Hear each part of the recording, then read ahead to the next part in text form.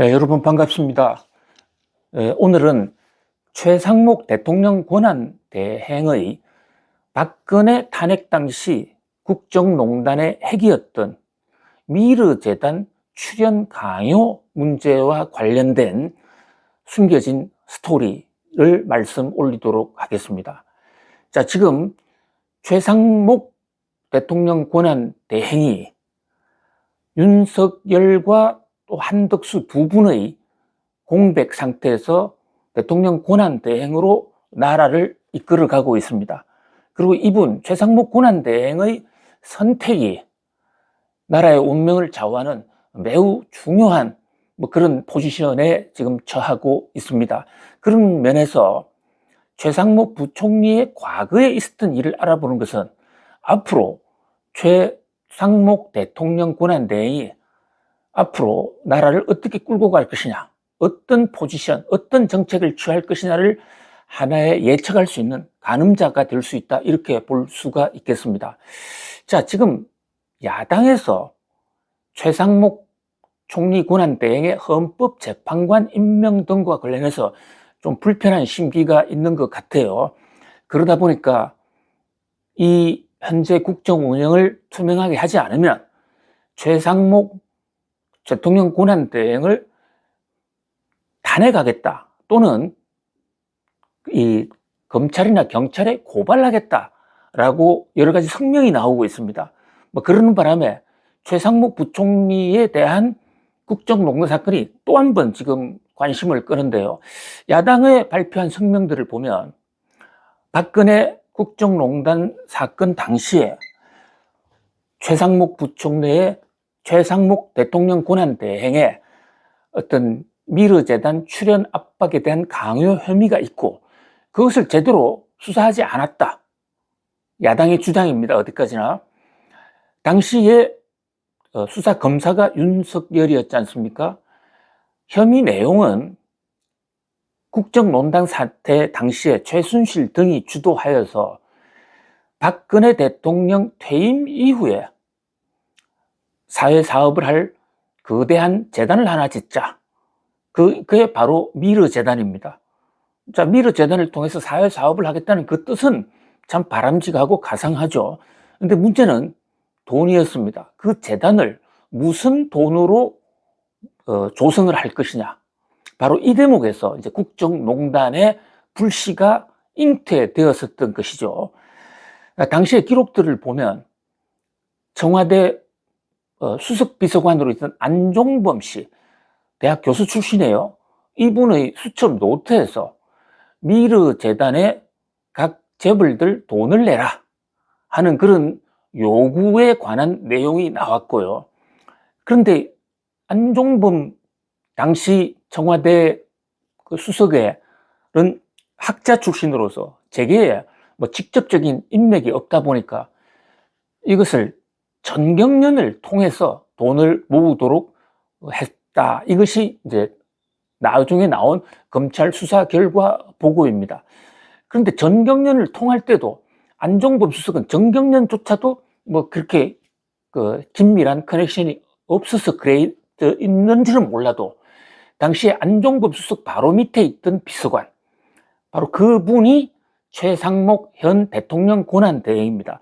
이 대통령 권한대행 최상목 당시 비서관을 전경련으로 보내서 재계의 미르재단 출연을 강요했다라는 이제 내용이거든요. 이 대목은 당시 이제 전경련 관계자, 당시 전경련은 회장이 허창수 씨였습니다. 지금 허창수 씨는 GS그룹, LG에서 분리 독립한 회사죠.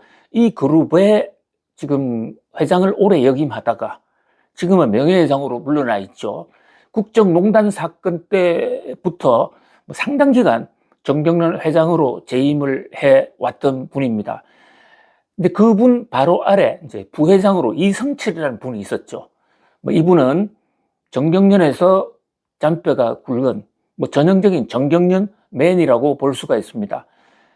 이 이성철이라는 분이 검찰 조사에서 또는 재판 과정에서 미르재단 출연 강요가 어떻게 이루어진 것이냐라는 질문에 바로 최상목 당시 비서관으로부터 연락을 받았고 상당한 압박을 느꼈다. 그 요구를 들어주지 않으면 큰일이 날 줄 알았다. 이렇게 진술을 했단 말이죠. 그러다 보니까 바로 이 최상목 당시 비서관이 국정농단 사건의 주범일 수 있다라는 얘기가 나오게 된 것인데요. 그럼에도 불구하고 무슨 이유인지 당시 검사였던 윤석열 검사는 최상목 비서관을 기소하지 않았습니다. 자, 최상목 비서관은 서울대 법대 82학번이죠. 그 유명한 서울법대 82학번 똥파리 학번의 수석으로 졸업한 분이죠. 윤석열 대통령은 서울대 법학과 79학번입니다. 그러니까 윤석열 대통령이 최상목 대통령 권한 대행의 3년 선배가 된다, 이렇게 볼 수가 있어요. 그런데 윤석열 대통령이 고시 합격을 훨씬 늦어졌으니까 고시 일찍 합격한 최상목 대행과는 상당 기간 같이 겹쳐서 학창시절을 보냈고 또 같이 공부를 했던 것으로 보입니다.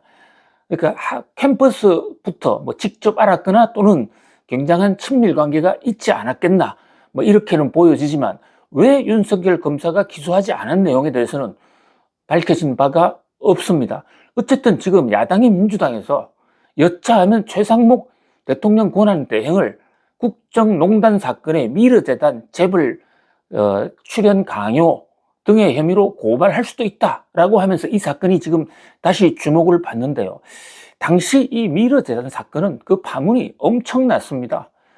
그러니까 재벌 총수들이 전부 국회 청문회까지 불려 나왔고 그 돈을 내는 과정 하나하나가 또 많은 비리로 연결이 돼 있었거든요.